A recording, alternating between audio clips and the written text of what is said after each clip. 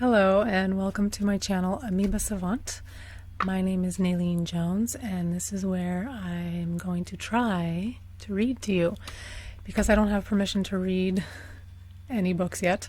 I feel like I'm going to be safest reading the Constitution at the moment. I have a few of my own books, but I think this one should be okay. So this is the Constitution of the United States. I'm going to pretend like this copy was not published by anyone. Okay. The Constitution of the United States. I've actually never read this. We, the people of the United States, in order to form a more perfect union, establish justice, ensure domestic tranquility, provide for the common defense, promote the general welfare, and secure the blessings of liberty to ourselves and our posterity, do ordain and establish this Constitution for the United States of America. Article 1, Section 1. All legislative powers herein granted shall be vested in a Congress of the United States, which shall consist of a Senate and House of Representatives. Section 2. The House of Representatives shall be composed of members chosen every second year by the people of the several states, and the electors in each state shall have the qualifications requisite for electors of the most numerous branch of the state legislature. No person shall be a representative who shall not have attained to the age of 25 years and been 7 years a citizen of the United States, and who shall not, when elected, be an inhabitant of the state in which he shall be chosen. This is in brackets. Representatives and direct taxes shall be apportioned among the several states which may be included within this union, according to the respective numbers, which shall be determined by adding to the whole number of free persons, including those bound to service for a term of years, and excluding Indians not taxed, 3/5 of all other persons. And there's an asterisk that says, changed by Section 2 of the 14th Amendment. The actual enumeration shall be made within 3 years after the first meeting of the Congress of the United States, and within every subsequent term of 10 years, in such manner as they shall by law direct. The number of representatives shall not exceed 1 for every 30,000, but each state shall have at least 1 representative, and until such enumeration shall be made, the state of New Hampshire shall be entitled to choose 3, Massachusetts 8, Rhode Island and Providence Plantations 1, Connecticut 5, New York 6, New Jersey 4, Pennsylvania 8, Delaware 1, Maryland 6, Virginia 10, North Carolina 5, South Carolina 5, and Georgia 3. Choose is spelled C-H-U-S-E. When vacancies happen in the representation from any state, the executive authority thereof shall issue writs of election to fill such vacancies. The House of Representatives shall choose their Speaker and other officers, and shall have the sole power of impeachment. Section 3. The Senate of the United States shall be composed of 2 senators from each state, chosen by the legislature thereof. There's another asterisk. It says, changed by the 17th Amendment, for 6 years, and each senator shall have 1 vote. Immediately after they shall be assembled in consequence of the first election, they shall be divided as equally as may be into 3 classes. The seats of the senators of the first class shall be vacated at the expiration of the 2nd year, of the second class at the expiration of the 4th year, and of the third class at the expiration of the 6th year, so that 1/3 may be chosen every 2nd year. And in brackets it says, and if vacancies happen by resignation or otherwise during the recess of the legislature of any state, the executive thereof may make temporary appointments until the next meeting of the legislature, which shall then fill such vacancies. there's another asterisk. It says, changed by the 17th Amendment. No person shall be a senator who shall not have attained to the age of 30 years and been 9 years a citizen of the United States, and who shall not, when elected, be an inhabitant of that state for which he shall be chosen. The Vice President of the United States shall be President of the Senate, but shall have no vote unless they be equally divided. The Senate shall choose their other officers, and also a president pro tempore in the absence of the vice president, or when he shall exercise the office of President of the United States. The Senate shall have the sole power to try all impeachments. When sitting for that purpose, they shall be an oath or affirmation. When the President of the United States is tried, the Chief Justice shall preside, and no person shall be convicted without the concurrence of 2/3 of the members present. Judgment in cases of impeachment shall not extend further than to removal from office and disqualification to hold and enjoy any office of honor, trust, or profit under the United States. But the party convicted shall nevertheless be liable and subject to indictment, trial, judgment, and punishment according to law. Section 4. The times, places, and manner of holding elections for senators and representatives shall be prescribed in each state by the legislature thereof, but the Congress may at any time by law make or alter such regulations, except as to the places of choosing senators. The Congress shall assemble at least once in every year, and such meeting shall be on the first Monday in December. Another asterisk, changed by Section 2 of the 20th Amendment, unless they shall by law appoint a different day.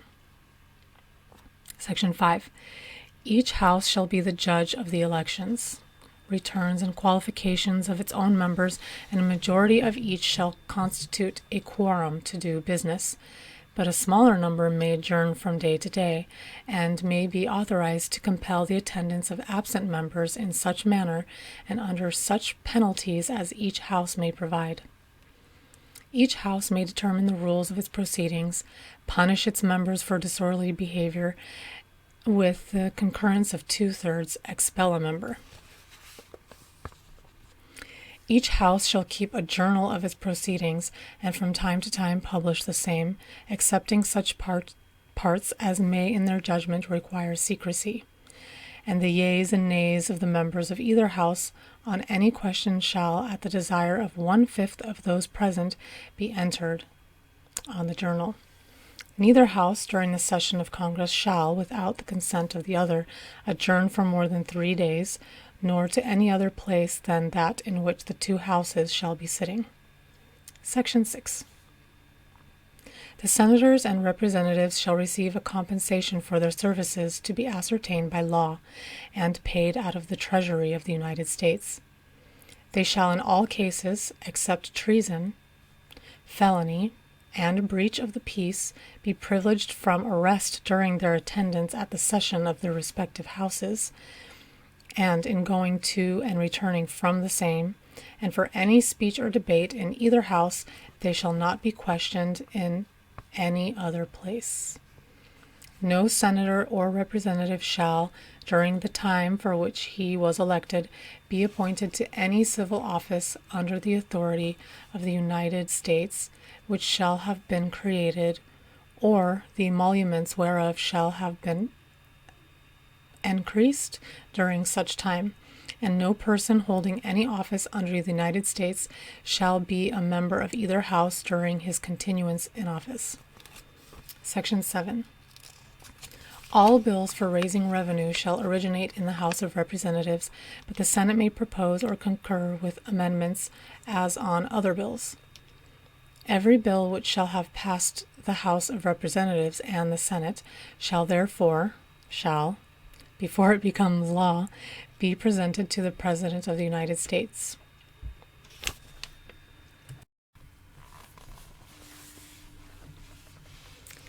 Okay, I was rudely interrupted and now I can't remember where I was. La-di-da.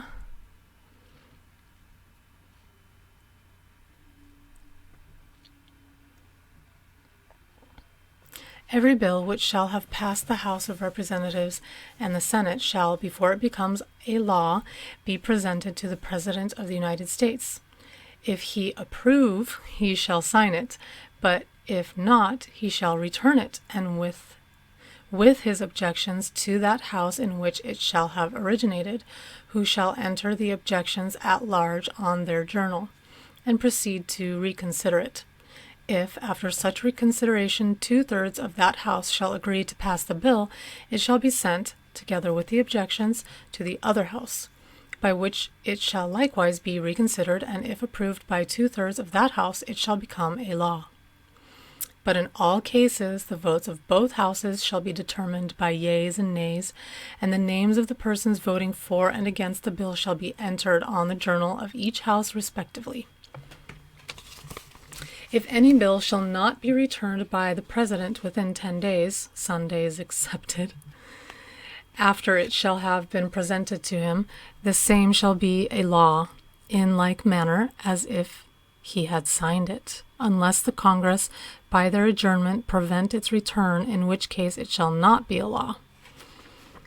Every order, resolution, or vote to which the concurrence of the Senate and House of Representatives may be necessary, except on a question of adjournment, shall be presented to the President of the United States, and before the same shall take effect, shall be approved by him, or, being disapproved by him, shall be repassed by 2/3 of the Senate and House of Representatives, according to the rules and limitations prescribed in the case of a bill. Section 8. The Congress shall have power to lay and collect taxes, duties, imposts, and excises, to pay the debts and provide for the common defense and general welfare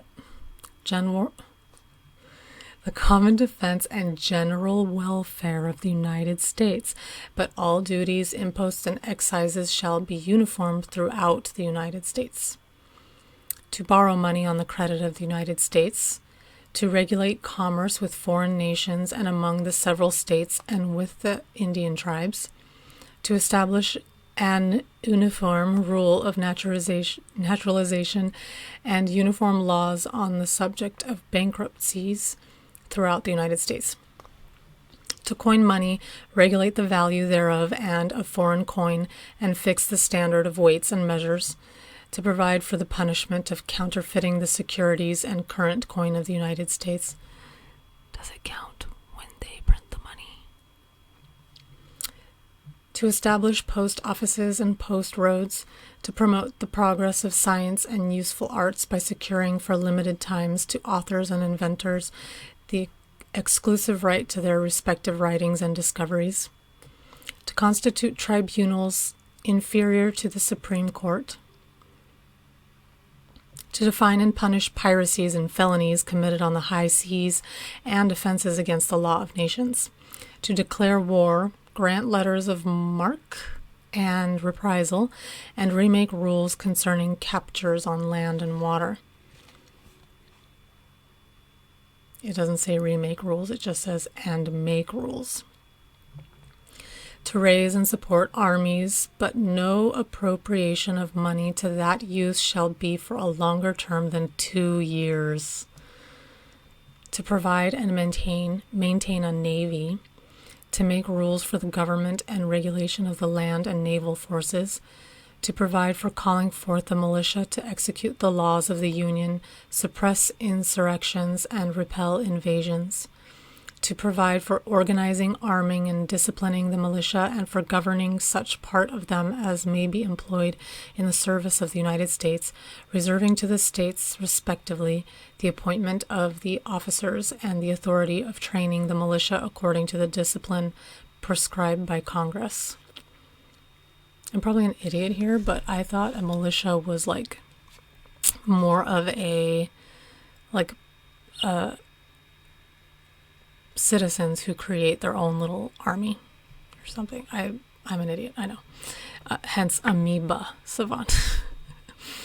To exercise exclusive legislation in all cases whatsoever over such district not exceeding 10 miles square, as may by cession of particular states and the acceptance of Congress become the seat of the government of the United States, and to exercise like authority over all places purchased by the consent of the legislature of the state in which the same shall be for the erection of forts, magazines, arsenals, dockyards, and other needful buildings, and to make all laws which shall be necessary and proper for carrying into execution the foregoing powers and all other powers vested by this Constitution in the government of the United States or in any department or officer thereof. Section 9. The migration or importation of such persons as any of the states now existing shall think proper to admit shall not be prohibited by the Congress prior to the year 1808, but a tax or duty may be imposed on such importation not exceeding $10 for each person. Are they saying people that immigrate here have to pay under $10?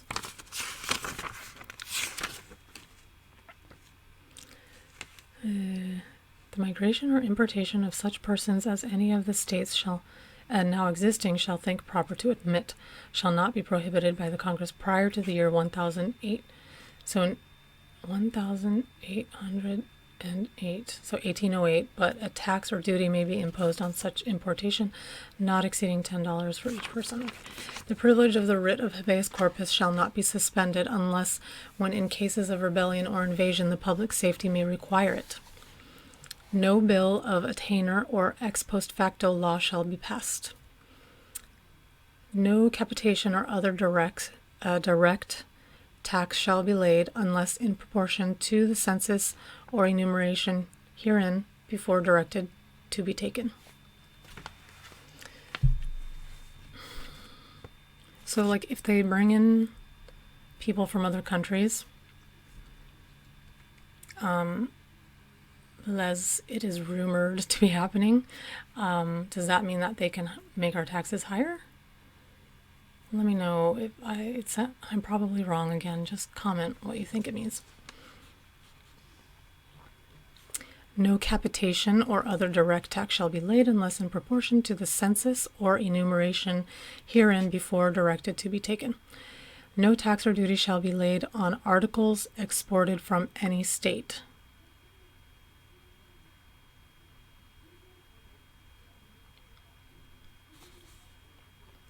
No preference shall be given by any regulation of commerce or revenue to the ports of one state over those of another, nor shall vessels bound to or from one state be obliged to enter, clear, or pay duties in another. Okay, so it's about going state to state. No money shall be drawn. Okay, but then Alaska and Hawaii, don't they have like special rules on that?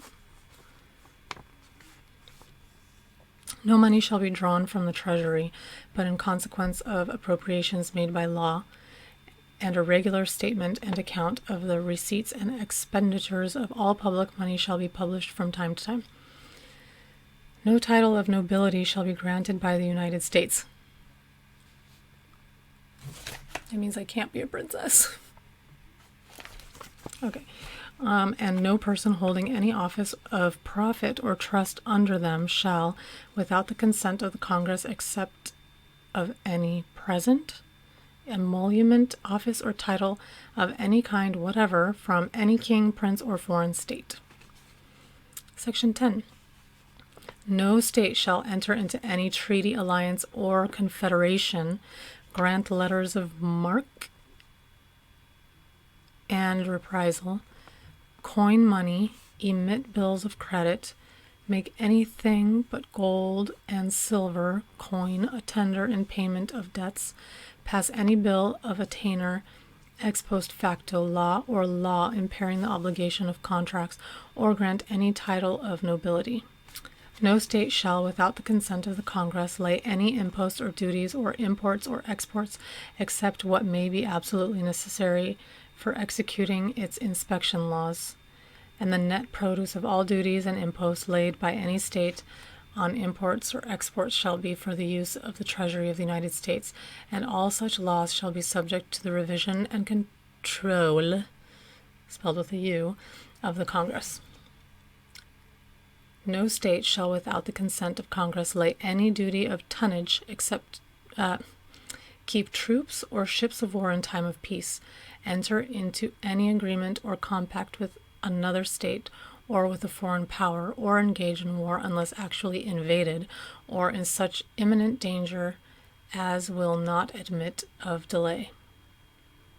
And that was the end of Article 1.